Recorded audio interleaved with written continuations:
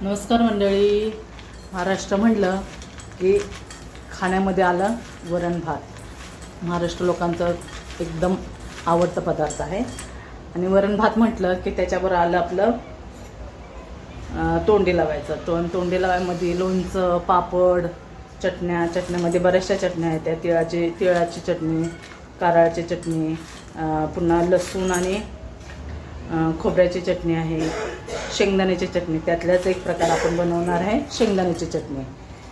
तर शेंगदाण्याची चटणी एकदम अप्रतिम लागते आणि ती आपण मिक्सरमध्ये नाही तर आपण त्याला बनवणार आहे खलबत्त्यामध्ये.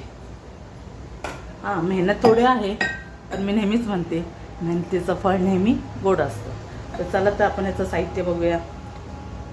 तर हे शेंगदाणे आहेत. हे मस्त शेंगदाणे भाजून याची साल वगैरे काढून घेतलेले आहे. बरोबर थोडंसं खोबरं आहे. खोबरं पण थोडंसं शालू फ्राय केलेलं आहे. थोडंसं घालायचं, जास्त नाही. बरोबर हे साबूत लाल मिरच्या मंडळी, जे आपण मिरची पावडर घालतो ना त्यापेक्षा ही साबूत लाल मिरची घातलेली खूप टेस्ट लागते. बरोबर 2-3 पाकळ्या लसणाच्या आहेत आणि थोडंसं मीठ आहे. हे आपलं साहित्य. तर चला आपण सुरुवात करूया. आपण पहिल्यांदा ना मिरची आणि लसूण आणि खोबरं, मिरची, लसूण आणि हे मीठ हे एकत्र पहिलं आपण वाटूया.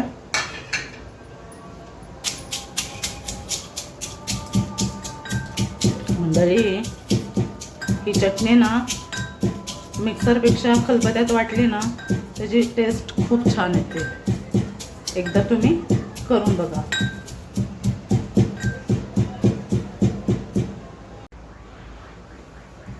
आता आपण याच्यामध्ये मिरची, लसूण आणि मीठ वाटलेलं आहे. आता आपण खोबरं टाकायचं आहे. आपण हे थोडं फ्राय केलेलं, फ्राय केलेलं खोबरं आणि बरोबर आपल्याला हे शेंगदाणे टाकायचे. आता हे आपल्याला छानपैकी ओबडधोबड आपल्याला कुटायचं आहे. जास्त आपल्याला बारीक कुटायचं नाही. चटणी आपली अशीच ओबडधोबड असते. ओबडधोबडच आपल्याला कुटायचं. याला जास्त मोठं नाही, बारीक नाही कुटायचं. खरंच मेहनत खूप आहे.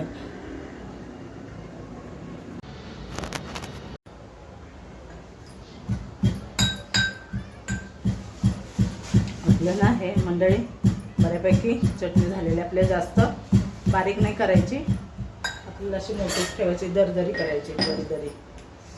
मंडळी, इतका वास छान येतोय चटणीचा आणि लागायला तर एक नंबर आहे. मस्त, एकदम मस्त. बघा, हे आपल्याला अशीच पाहिजे. बघा त्याचा कलर बघा तुम्ही. आपल्याला अशीच हवी आहे. थोडीशी मी खाऊन बघते.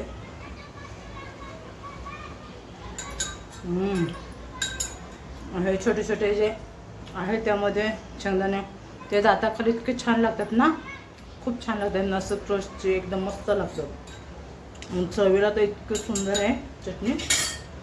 तुम्ही एकदा नक्की करून बघा घरी मंडळी, खूप छान लागते. आता आपली झाली आहे चटणी.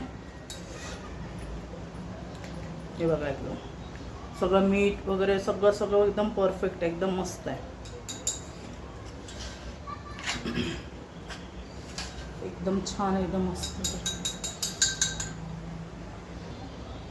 मंडळी. आपली चटणी एकदम मस्त परफेक्ट झालेली आहे. खूप छान लागते. एकदा तुम्ही नक्की ट्राय करून बघा. आणि खलबत्ता असला तर खूपच छान आहे. मिक्सरपेक्षा खलबत्त्यावर करा.